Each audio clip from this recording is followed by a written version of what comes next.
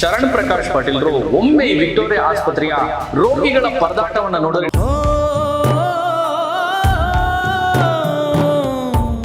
ಇರ್ತಕ್ಕಂಥ 2 scan machine ಅಲ್ಲಿ ಒಂದು ಕಿಟ್ ನಿಂತಿರುವಂತದ್ದು, ಇನ್ನೊಂದರಲ್ಲೇ ರಾಜ್ಯದ ಮೂಲೆ ಮೂಲೆಗಳಿಂದ ಬರುವಂತಹ ರೋಗಿಗಳನ್ನ ನೋಡುವಂತದ್ದು. ವಿಕ್ಟೋರಿಯಾ ಆಸ್ಪತ್ರೆಯ ರೋಗಿಗಳ ಪರದಾಟ ಹೇಳತಿರೋದು. ಅದರ ಕ್ರೆಡಿಟ್ ಸಲ್ಬೇಕಾಗಿರುವಂತದ್ದು ಇದೇ ನಮ್ಮನ್ನ ಆಳುವಂತ ಈ ರಾಜಕಾರಣಿಗಳಿಗೆ. ಆ ಬಡವರ ಕಣ್ಣೀರ ಶಾಪ ಒಮ್ಮೆ ನಿಮಗೆ ತಟ್ಟಿದ್ರೆ ನಿಜಕ್ಕೂ ನಿಮಗೆ ಅದರ ಸಂಕಟ ಗೊತ್ತಾಗುತ್ತೆ.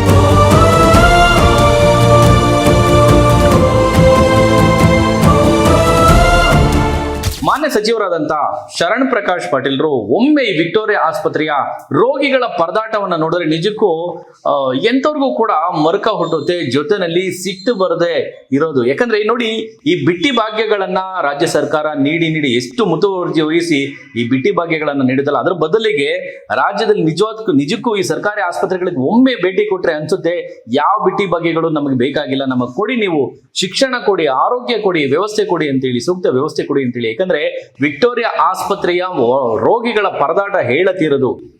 ಅಲ್ಲಿ ಇರ್ತಕ್ಕಂಥದ್ದು 2 ಮಿಷಿನ್, ಒಂದು MRI ಸ್ಕ್ಯಾನಿಂಗ್ ಇದೆ, ಇನ್ನೊಂದು CT ಸ್ಕ್ಯಾನಿಂಗ್ ಇದೆ. ಅದರಲ್ಲಿ ಇರ್ತಕ್ಕಂಥ 2 ಸ್ಕ್ಯಾನ್ ಮಿಷಿನ್ ಅಲ್ಲಿ ಒಂದು ಕಿಟ್ ನಿಂತಿರುವಂತದ್ದು, ಇನ್ನೊಂದರಲ್ಲೇ ರಾಜ್ಯದ ಮೂಲೆ ಮೂಲೆಗಳಿಂದ ಬರುವಂತಹ ರೋಗಿಗಳನ್ನ ನೋಡುವಂಥದ್ದು ಇದೆಯಲ್ಲ, ಅದು ನಿಜಕ್ಕೂ ಅಸಾಧ್ಯ ಅಂತಾನೆ ಹೇಳ್ಬೋದು.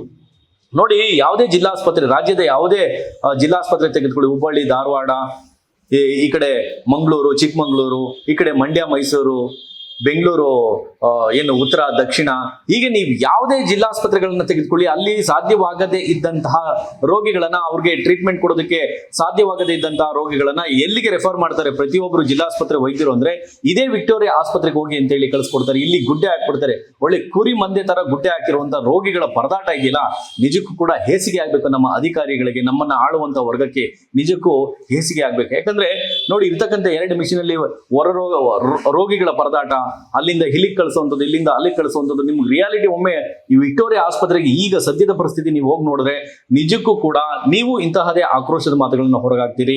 ಯಾಕಂದ್ರೆ ಇದೆಲ್ಲ ಗೊತ್ತಾಗಬೇಕು. ಯಾರಾದ್ರೂ ಈ ವಿಕ್ಟೋರಿಯಾ ಆಸ್ಪತ್ರೆಗಳಿಗೆ ಯಾವಾಗ ಅವ್ರಿಗೆ ಸ್ವತಃ ಈ ನೋವು, ಈ ಒಂದು ಸಂಕಟ ಗೊತ್ತಾಗುತ್ತೆ, ಈ ರೋಗಿಗಳ ಕಷ್ಟ ನೋವುಗಳು ಗೊತ್ತಾಗುತ್ತೆ ಅಂದ್ರೆ ಅವರ ಹೆಂಡತಿನೋ, ಅವರ ಮಗನೋ, ಅವರ ಮಗಳ, ಅಥವಾ ಅವ್ರ ಫ್ಯಾಮಿಲಿಯವರು ಇಲ್ಲಿ ಒಮ್ಮೆ ಒಂದು ದಿನ ಹೋಗಿ ಅಲ್ಲಿ ಅಡ್ಮಿಟ್ ಆಗ್ಬಿಟ್ರೆ ವಿಕ್ಟೋರಿಯಾ ಆಸ್ಪತ್ರೆ ಅಂತ ಆ ನರಕ ಕೂಪದಲ್ಲಿ ನಿಜಕ್ಕೂ ರಿಯಾಲಿಟಿ ಏನನ್ನೋದು ಗೊತ್ತಾಗುತ್ತೆ. ಈ ರೀತಿ ಸರ್ಕಾರಿ ಆಸ್ಪತ್ರೆ, ನೀವು ಕೇವಲ ವಿಕ್ಟೋರಿಯಾ ಆಸ್ಪತ್ರೆ ಅಂತಲ್ಲ, ನೀವು ಸರ್ಕಾರಿ ಆಸ್ಪತ್ರೆಗಳಿಗೆ ಹೋಗಿ ಅಥವಾ ಸರ್ಕಾರಿ ಶಾಲೆಗಳಿಗೆ ಹೋಗಿ ಎಲ್ಲಿ ನೋಡಿದ್ರು ಕೂಡ ಎಕ್ಕೊಟ್ಟಿಸಿರುವಂತದ್ದು, ಅದರ ಕ್ರೆಡಿಟ್ ಸಲ್ಬೇಕಾಗಿರುವಂತದ್ದು ಇದೇ ನಮ್ಮನ್ನ ಆಳುವಂತ ಈ ರಾಜಕಾರಣಿಗಳಿಗೆ, ಈ ಅಧಿಕಾರಿಗಳ ವರ್ಗದವರಿಗೆ ಅಂತ ಹೇಳ್ಬೋದು ಸ್ನೇಹಿತರೆ.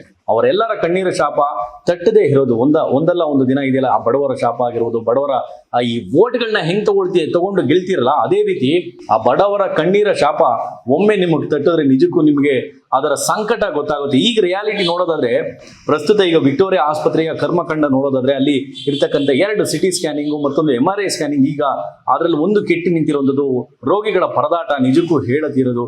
ಇನ್ನಾದ್ರೂ ಎಚ್ಚೆತ್ಕೊಳ್ಬೇಕಾಗುತ್ತೆ ಈ ಅಧಿಕಾರಿ ವರ್ಗದವರು, ಅದರಲ್ಲೂ ಮಾನ್ಯ ಸಚಿವರಾದಂತ ಏನು ಶರಣ್ ಪ್ರಕಾಶ್ ಪಾಟೀಲ್ರು ಒಮ್ಮೆ ಈ ರೀತಿಯ ಅವ್ಯವಸ್ಥೆಗಳನ್ನ ಗಮನಿಸಿ ಸರಿಪಡಿಸುವಂತ ಜವಾಬ್ದಾರಿಯನ್ನ ತೆಗೆದುಕೊಳ್ಬೇಕಾಗುತ್ತೆ. ಸ್ನೇಹಿತರೆ, ಈ ಒಂದು ವಿಕ್ಟೋರಿಯಾ ಆಸ್ಪತ್ರೆಯಲ್ಲಿ ಸದ್ಯ ನಡೀತಾ ಇರುವಂತ ಈ scanning machine, MRI scanning, CT scanning, ಈ ಅವ್ಯವಸ್ಥೆ, ಇದ್ರ ಕುರಿತು ನಿಮ್ಮ ಅನಿಸಿಕೆಯನ್ನು ಕಾಮೆಂಟ್ ಮಾಡಿ. ನೋಡ್ತಾರೆ ಈ ಸುದ್ದಿ ನ್ಯೂಸ್, ಇದು ಸಮಸ್ತ ಕನ್ನಡಿಗರ ಧ್ವನಿ.